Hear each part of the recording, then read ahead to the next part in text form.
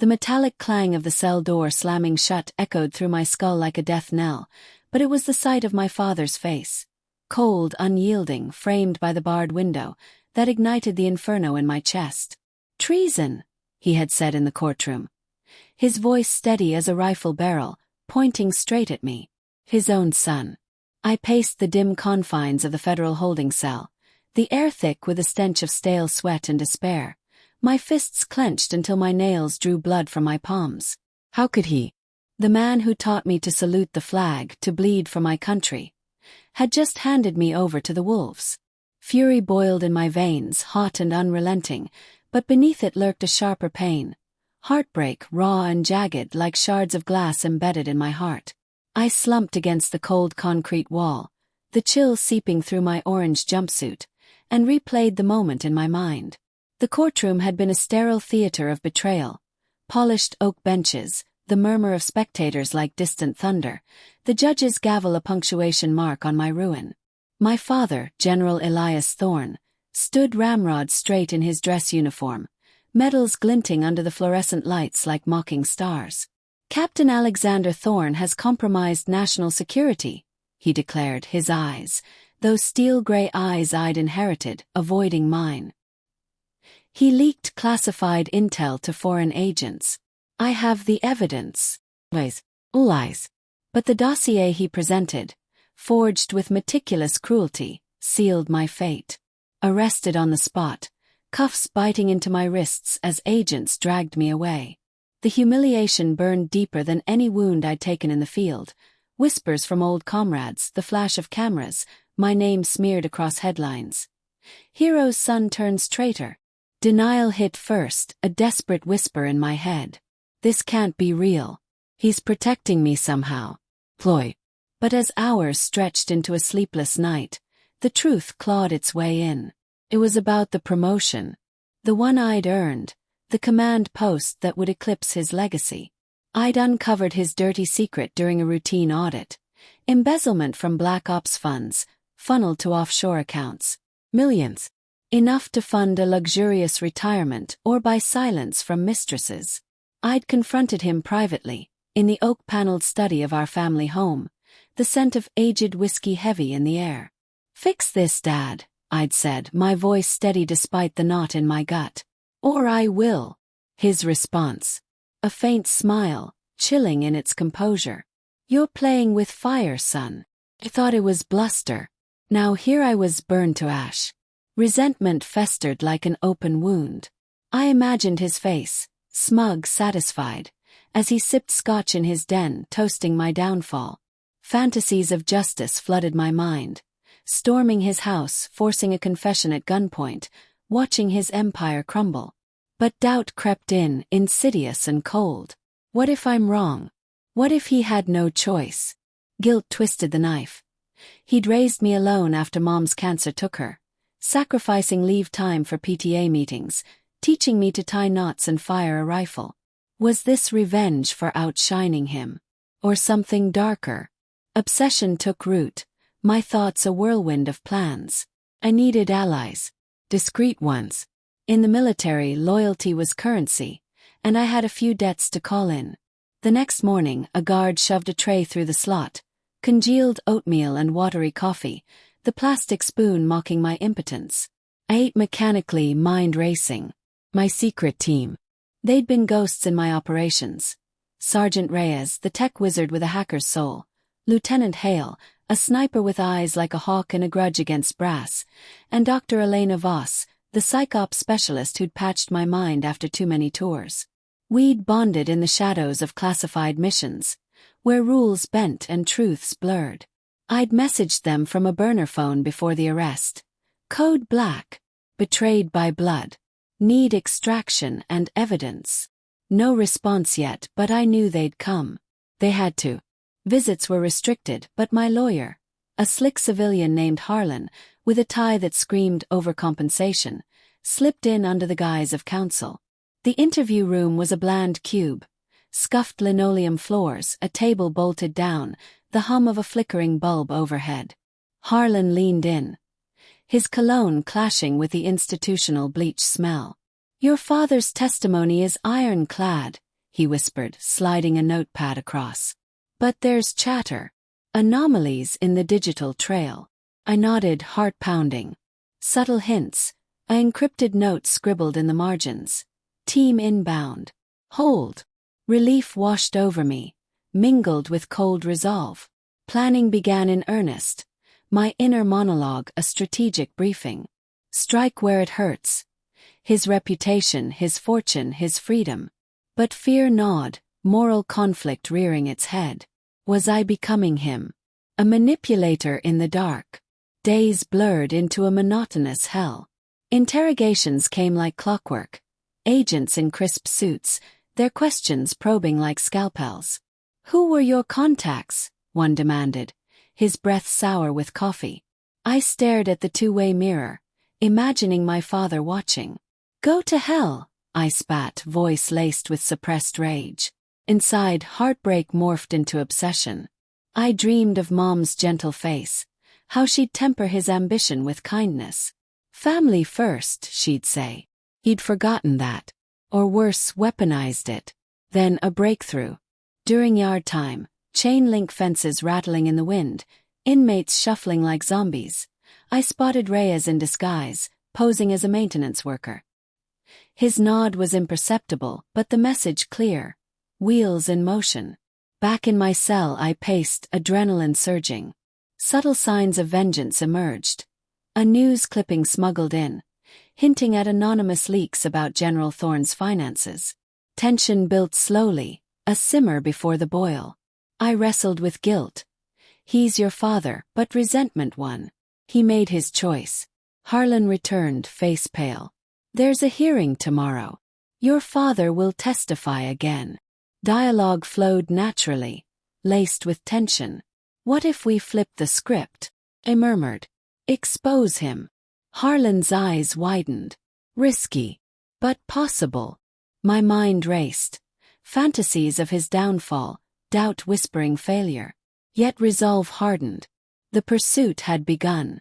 As night fell, the prison sounds, distant shouts, clanging pipes, amplified my isolation. I lay on the thin mattress, the springs digging into my back, and plotted. Hale would handle surveillance. Voss, psychological warfare. Reyes, the digital dagger. Moral grayness loomed. Revenge justified, but at what cost? Heartbreak fueled me, anger the engine. The hook had sunk deep. Now the line tightened. The hearing dawned gray and oppressive, rain lashing the transport van's windows like accusations. Cuffed and flanked by guards, I entered the courthouse, the marble floors echoing my footsteps. My father sat at the witness stand, uniform impeccable, but a flicker in his eyes. Guilt? Fear. The judge called order, the room humming with anticipation. General Thorne, proceed, the prosecutor intoned. He cleared his throat, voice steady but strained. My son. He was compromised. I had no choice. Lies again. My fists clenched under the table. Inside, a storm raged. Humiliation from his gaze, resentment boiling over. But then the door creaked open. Footsteps. Purposeful, unannounced. Heads turned. My secret team walked in. Reyes led, laptop in hand. Hale at his flank with a dossier. Voss trailing with a calm that belied her storm. Your Honor, Reyes announced, voice cutting through the murmur. We have counter-evidence. General Thorne is the traitor. Gasps rippled. My father's face drained of color. The slow burn ignited. Chaos erupted in the courtroom, a symphony of shock. Chairs scraping, whispers exploding into shouts, the judge's gavel pounding like gunfire. I watched my father's composure crack, a hairline fracture spreading across his facade. His eyes met mine, steel-gray mirrors of betrayal, and for a split second I saw the man beneath the monster, vulnerable, cornered. But fury drowned any pity. This was revenge, cold and calculated, yet laced with the heartbreak he'd inflicted. The air thickened with tension, the scent of polished wood and nervous sweat mingling like a battlefield haze. Your Honor, Reyes continued, his voice steady amid the din. We represent an independent task force. Captain Thorne was framed. He plugged in his laptop, projecting files onto the screen. Bank statements, encrypted emails, timestamps proving my father's embezzlement. Hale stepped forward, her sniper's precision in every word. Surveillance footage from his estate. Meetings with offshore contacts. Voss added the psychological layer. Her tone clinical yet damning. Motive: jealousy of his son's rising career. Classic Oedipal inversion. The room fell silent, the weight of revelation pressing down. My father stammered. "This is fabricated. They're operatives under his command." But the evidence was ironclad. Reyes had hacked his servers weeks ago, during my quiet planning phase. Doubt had plagued me then. What if we fail? What if innocents get hurt? Moral conflict had kept me awake. Guilt whispering that blood ties should forgive. But obsession won. His betrayal demanded reciprocity. The judge adjourned for review, agents escorting me back to holding. But freedom loomed, bail pending thanks to the bombshell. In the van, rain drumming on the roof, I replayed the scene. His face ashen, the suppressed rage in his clenched jaw. Poetic justice tasted bittersweet. Back in my cell, temporarily I paced, resolve hardening. The team visited under clearance. A hurried huddle in the interview room, fluorescent lights buzzing like angry bees. "Commander," Reyes said, saluting informally. "Orders received. We moved fast after your signal." Dialogue flowed naturally, revealing layers. Hale leaned in, eyes fierce. "He ruined good men before. This ends it." Voss touched my arm, her voice soft. "But Alex, are you sure? Revenge scars the Avenger too." I nodded, inner thoughts turbulent. Heartbreak fuels me, but what remains after? Fear of becoming him gnawed, yet cold resolve pushed forward. Released on recognizance that evening, I stepped into the drizzling night, the city lights blurring like tears. My apartment, Spartan military neat, felt alien after confinement. I poured a whiskey, the amber liquid burning my throat, mirroring my resentment. Plans escalated, public exposure next, then legal ruin. But subtle hints emerged. Anonymous calls to his phone, whispers of deeper secrets. Tension built, slow and insidious. He called that night, his number flashing on my burner. I answered, heart pounding. "Alex," he rasped, voice laced with desperation. "We need to talk. Not like this." Manipulation dripped from every word. "You framed me," I growled, suppressed rage bubbling. "For what?" "Ego." Silence stretched then. "You don't understand. The funds. It was for the family. For you." Lies, layered with half-truths. Moral complexity hit. Perhaps guilt drove him, a twisted protection. But obsession blinded me. Too late, Dad. The next days were a whirlwind of strategy.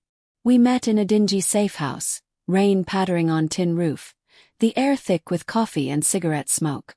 Reyes hacked deeper. "He's got a safe. Panama Papers level." Hale scouted his estate, her reports vivid. Guards patrolling manicured lawns, floodlights slicing the night. Voss profiled him. Narcissist with abandonment issues. Push there. My inner journey deepened. Denial faded, fantasies crystallized into action. Fear of consequences loomed. Jail for us all if caught, but resolve steel Ned. Confrontation brewed. I infiltrated his gala. A black tie affair for military elite.